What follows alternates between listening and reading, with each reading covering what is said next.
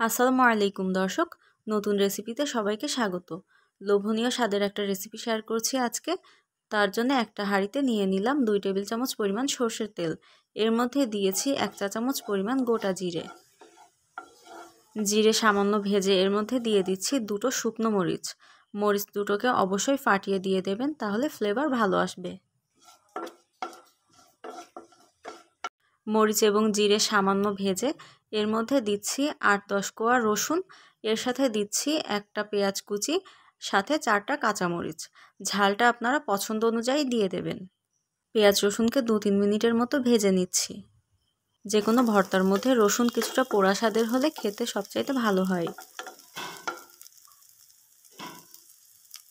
এর মধ্যে নিচ্ছি 500 গ্রাম পটলের খোসা। পটল খুব ভালোভাবে ধুয়ে পানি ঝরিয়ে খোসাগুলোকে ছাড়িয়ে রেখেছিলাম, সেগুলো এখন পেঁয়াজ রসুনের সাথে ভেজে নিচ্ছি। চাইলে খোসার সাথে কয়েকটা ছোট চিংড়ি দিয়ে দিতে পারেন, এতে করেও টেস্ট অনেকটা ভালো আসবে।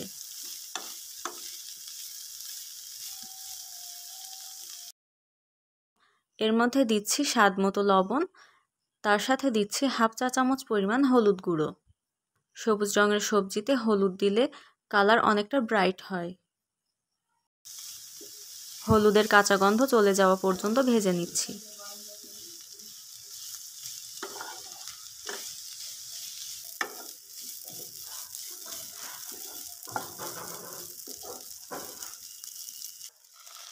এরপর দিচ্ছি 1 কাপ পরিমাণ পানি। ঢাকা দিয়ে খোসাগুলোকে খুব ভালোভাবে সেদ্ধ করে নিচ্ছি।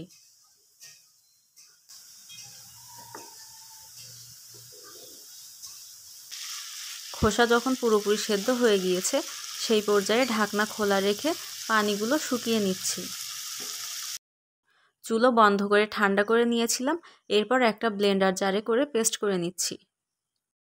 একই প্যানে 2 টেবিল চামচ পরিমাণ সরষের তেল দিয়েছি।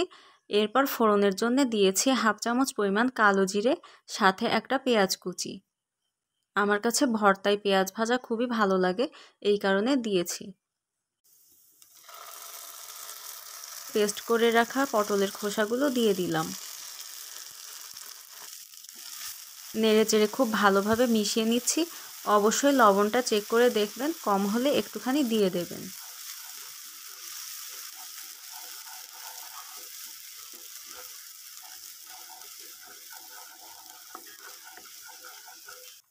ভর্তার স্বাদটাকে ব্যালেন্স করার জন্য দিয়ে দিলাম 1 চিমটি চিনি। চাইলে স্কিপ করতে পারেন, তাতে স্বাদের কোনো হেরফের হবে না। যখন দেখবেন ভর্তাটা এরকম প্যান থেকে ছেড়ে আসছে, সেই পর্যায়ে চুলা বন্ধ করে দেবেন এবং গরম গরম ভাতের সাথে সার্ভ করবেন। দেখে নিশ্চয়ই অনেকটা লোভনীয় মনে হচ্ছে। আসলে ভর্তাটা অনেক মজার হয়েছিল। এরকম ভর্তা পেলে যে কেউ অনায়াসে 1 প্লেট ভাত খেয়ে নিতে পারবে। ভর্তাটা হয়ে গিয়েছে, এখন একটা বাটিতে তুলে নিচ্ছি। উপরে 1 চা চামচ পরিমাণ কাঁচা সরষের তেল ছড়িয়ে দিয়েছি, এতে করে খুব ভালো একটা ফ্লেভার পাওয়া যায়। রেসিপিটা শেষ পর্যন্ত দেখার জন্য অসংখ্য ধন্যবাদ। রেসিপি ভালো লাগলে চ্যানেল সাবস্ক্রাইব করবেন, বেল বাটনে প্রেস করে রাখবেন নতুন ভিডিও দেখার জন্য। ফেসবুক এবং টফি থেকে দেখলে পেজটাতে অবশ্যই ফলো দিয়ে রাখবেন। আমাদের জন্য দোয়া করবেন। এখানে বিদায় নিচ্ছি।